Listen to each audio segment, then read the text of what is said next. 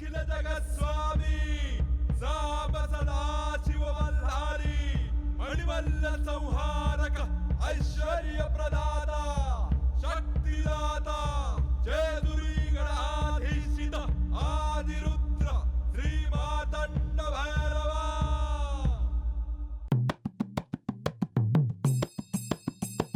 जय देवा जय देवा जय देवा जय देवा जय देवा जय शिव मार्तंडा.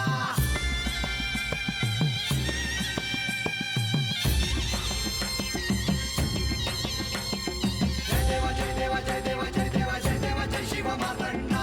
हरिवर्धन मल्हारी तुझी प्रचंडा.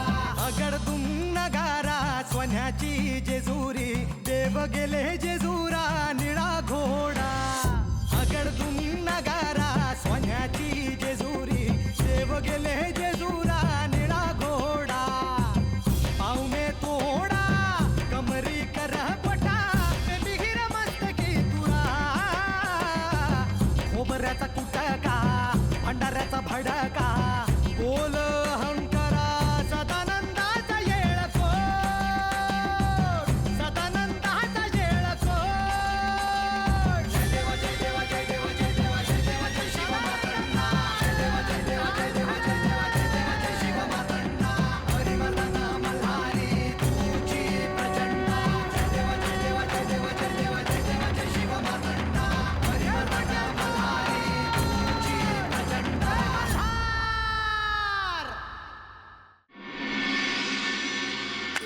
नारायण नारायण.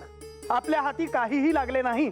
आता पुढे काय करावे हे न सुचल्याने सर्व सगर पुत्र हे सगर राजाकडे गेले.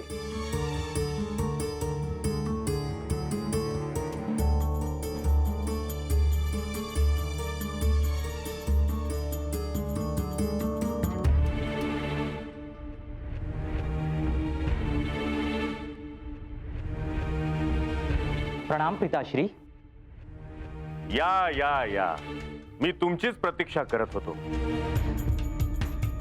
पण हे काय, तुम्ही दोघेच? आमचे इतर बंधू बाहेर थांबले आहेत. असं का? एक अशुभ वार्ता घेऊन आलो होतो आम्ही. काय झाले? आम्ही त्या अश्वाच्या मागे जात असताना तो अश्व अचानक भूमीत गडप झाला. दिसेनासा झाला. त्याला शोधायचा खूप प्रयत्न केला पण सारी पृथ्वी खोदली. थेट पाताळापर्यंत शोधाशोध केली पण तो अश्व काही सापडलाच नाही. हे काय बोलत आहात तुम्ही? दिग्विजय राजा, सगरचे पुत्र आहात तुम्ही. 60,000 बलशाली पुत्र आणि एकालाही त्या अश्वाचा शोध घेता येऊ नये. आणि ही अशी अशुभ वार्ता माझ्या समोर घेऊन येण्याचे दुसरेच कसे तुम्हाला? आम्ही सर्वत्र शोध घेतला पिताश्री पण बस, मला काही एक ऐकायचं नाहीये. माझ्या डोळ्यासमोर आत्ता निघून जा दोघेही. जा.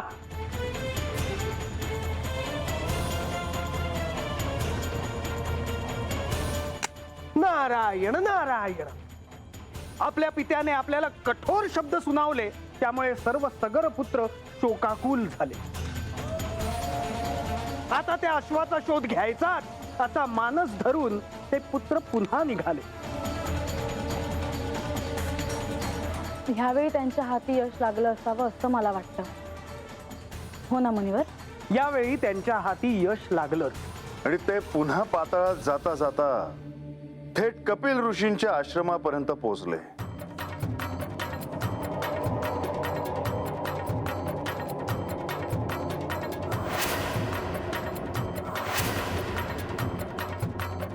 देवेंद्र, हे बघा. आपण पुन्हा ह्या स्थळी आलो पण इथे ऋषींशिवाय कोणीच दिसत नाही. ते बघा बंधू, ते बघा आपला अश्व. हा इथे आलाच कसा? त्याला या झाडाला बांधून ठेवलेले दिसते. याचा अर्थ कुणीतरी त्याचे हरण केले आहे. पण कोणी केलं असावे त्याचे हरण? इथे केवळ हे ऋषीच दिसत आहेत. म्हणजे नक्कीच यांनी त्या अश्वाचे हरण केलेले आहे. अशा हरणकर्त्या चोराला जिवंत ठेवणे योग्य नाही. चला त्याला शासन करूया. या सगळ्यांच्या विनाशाची वेळ आता समीप आली आहे. नारायण नारायण.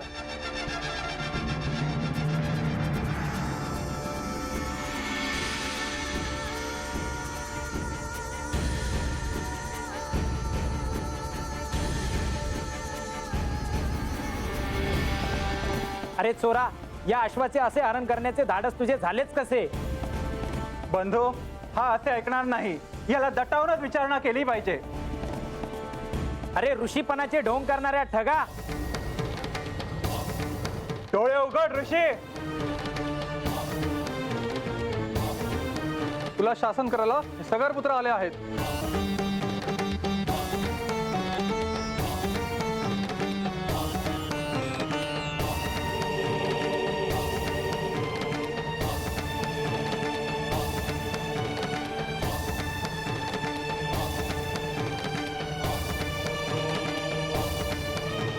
अरे उन्मत्त सगर पुत्रानो, तुमचा काळ समीप आलाय. आम्ही कोण आहे हे माहीत असूनही तू हा अश्व चोरलास. तुझं हे धाडस झालंच कसं? अरे मुडा, आता तूच नाही तर तुम्हा सगळ्यांना माझ्या क्रोधाग्नीला सामोरं जावं लागेल.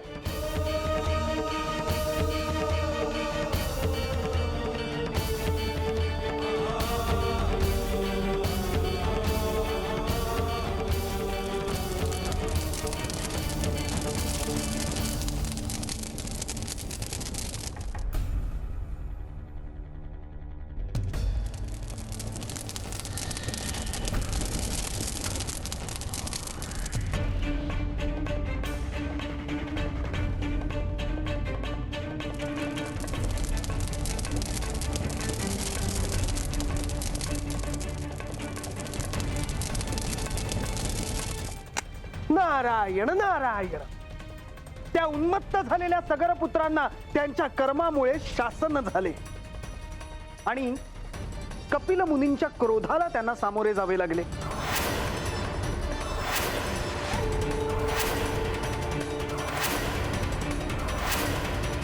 कपिल मुनींच्या क्रोधाग्नीत ते सारे सगर पुत्र भस्मसात झाले.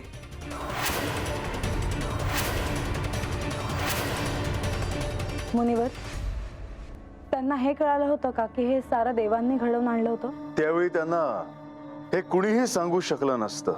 असं का? कपिल मुनी जे ज्येष्ठ ऋषी होते त्यावेळी अशी परिस्थिती निर्माण झाली होती की त्यांच्या क्रोधाग्नीमध्ये सारी सृष्टी भस्मसात होईल अशी चिन्ह दिसू लागली होती. आणि अशा वेळी सर्व देव तिथे त्यांना विनंती करायला गेले.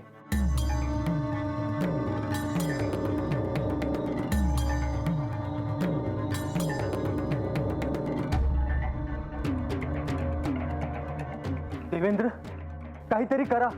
हो, अन्यथा अनर्थ व्हायचा. कपिल मुनींच्या या क्रोधामुळे सारी सृष्टी भस्मसात होईल देवेंद्र. होय, आता मला देखील अशी चिंता वाटू लागली आहे. मला वाटतं आता आपण सर्वांनी जाऊन त्यांना विनवणी करावी. चला.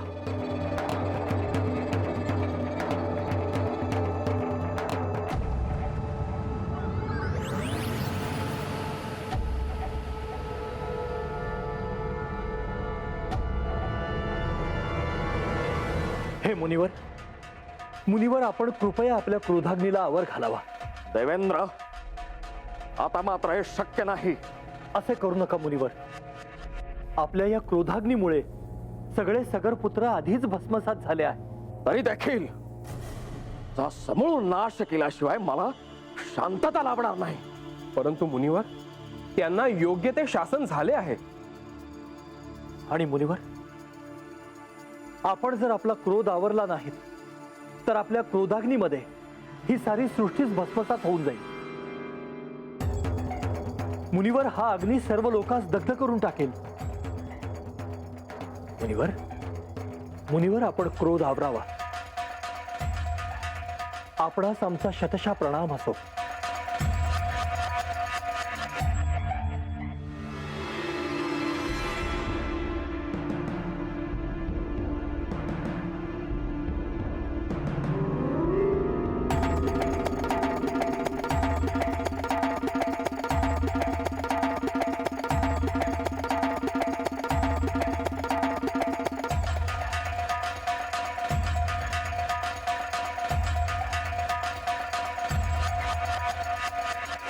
मुनिवर, आज आपण या सृष्टीचे भस्मसात होण्यापासून अक्षरशः रक्षण केले.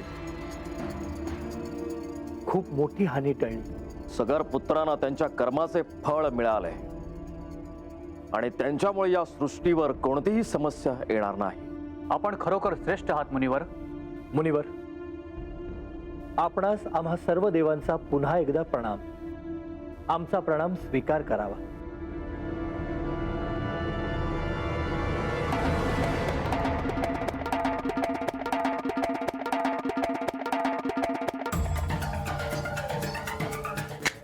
नारायण नारायण.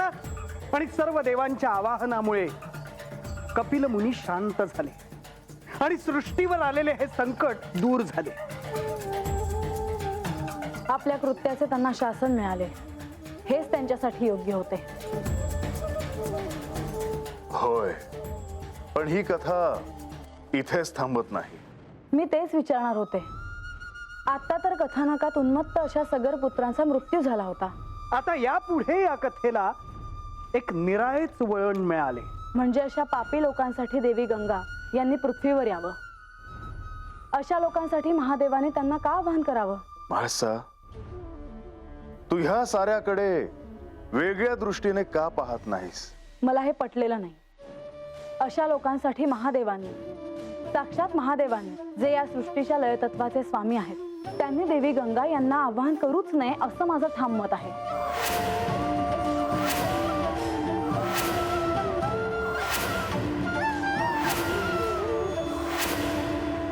नारायण नारायण. देवी, आपल्याला राग येणे स्वाभाविक आहे, परंतु त्यामागे काहीतरी प्रयोजन हे असणारच. अशा पापी मनुष्यासाठी आवाहन करण्यामागे काय प्रयोजन असणार? मुक्ती, मोक्ष. ह्या साऱ्या सृष्टीत केवळ गंगेच्या पाण्याच्या स्पर्शाने त्यांना मुक्ती मिळणार होती, त्यांना मोक्ष मिळणार होता. आपल्या पितरांना, आपल्या पूर्वजांना मोक्ष मिळावा, त्यासाठी हे कार्य सिद्धीस न्यावं लागणार होतं. ते भगीरथाला.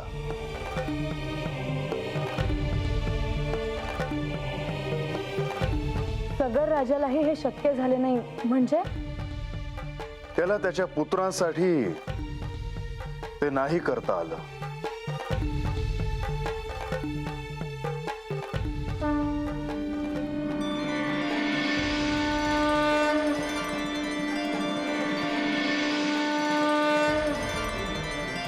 सूर्यास्त झाला. देवा, आज आख्यान इथेच थांबवण्याची अनुमती द्यावी.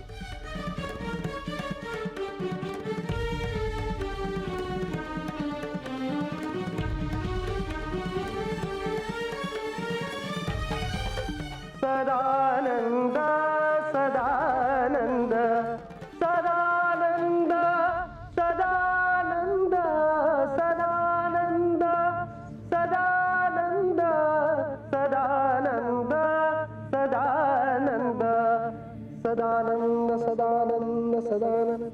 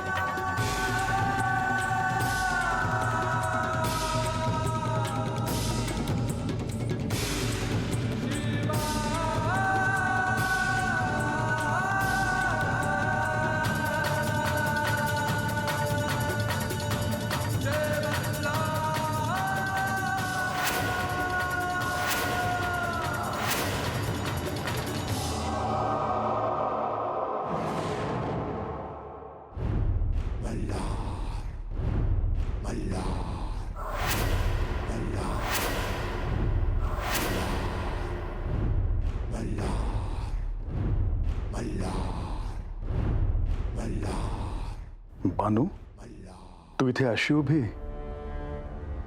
माझी वाट पाहत उभी आहेस का? आणि आत्ताच नाही, या कवधरनं वाट बघते आहे बघा तुमची. माझ्या ध्यानातच नाही आलं. तुम्ही येणार आहात की मी जाऊ?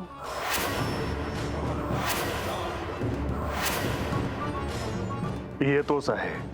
देवा, लय दिस झालं तुम्ही वाड्यावर बी नाही आला. आणि तुम्हाला सांगावं कसा धाडावा हेच माझ्या ध्यानात येत नव्हतं बघा. बर, म्हणून तू इथे उभी आहेस का? तुम्ही कधी येत्याल? वाटेत उभी राहून काय मागते आहेस? राजसभेत मागितलेलं तुम्हाला आवडायचं नाही ना हो? हिला माझ्याशी कसं बोलायचं ते आधी शिकवा.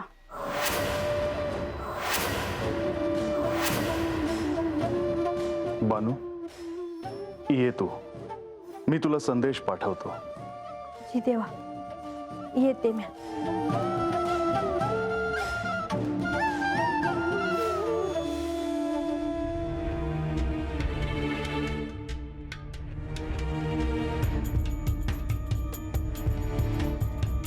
असं सगळ्यांच्या देखत गडावर तुम्ही तिच्याशी बोललेलं मला आवडणार नाही.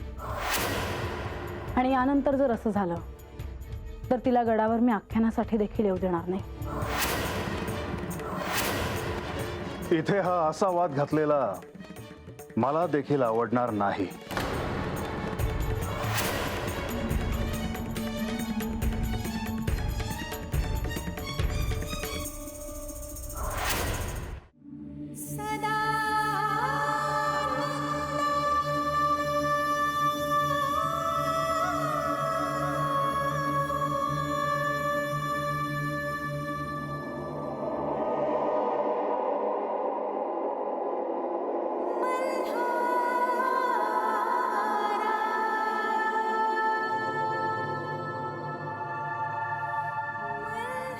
म्हाळसा, तू रागवली का आहेस? तिने तुम्हाला जे म्हटलं ते मी ऐकलं आहे. पण त्यात तिची काहीच चूक नाही. खर तर नियमाप्रमाणे मीच तिच्याकडे जायला हवं होतं. तिने तुम्हाला हे सांगण्यासाठी गडावर येण्याची काही आवश्यकता नव्हती. आणि तेही मी सोबत असताना. तिला ते कळायला हवं. बर, मी सांगेन तिला तसं. केवळ सांगू नका, तशी एक पद्धत ठरवून टाका. तिला म्हणावं की सांगावा असेल तर सेवकांकरवी पाठव. खरं तर तिला तो अधिकार देण्याची आवश्यकता नाही, कारण तिला तेही कळणार नाही की संदेश कधी, केव्हा आणि किती पाठवावा. बर, मी पाहतो ते. पण तू त्याचा त्रास नको करून घेऊस. तिच्या मागण्या वाढत चालल्या आहेत आणि त्याचा मला त्रास होतो आहे. म्हाळसा, जाऊ द्या, हे प्रत्येक दिवसाचं आहे. ते मला सहन होत नाही. पण काय करणार? मी आवरते, तयार होते. विशेष भोजनाची व्यवस्था केली आहे. चांदण्या रात्रीत एकत्र भोजन करूयात.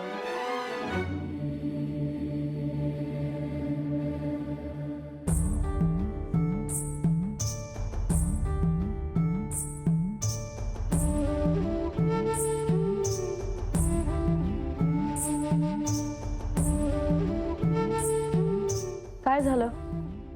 तुम्ही कक्षात येणार नाही आहात का? नाही, मला जायला हवं. हो? कुठे? बानूकडे. का? तिने मला बोलवलं आहे. तिने बोलवलं आणि तुम्ही लगेच चाललात? म्हाळसा, प्रत्येक वेळी मला तिच्याकडे जाताना हा वाद नकोय. मी तिला वचन दिलं आहे की 15 वेळातून 2 वेळा मी तिला भेटायला जाईन. आणि म्हणून त्यावर मला वाद आणि चर्चा नकोय. मला देखील तुम्ही विवाहात वचन दिले होते. म्हाळसा, त्यावर कित्येकदा बोलून झालंय आपलं.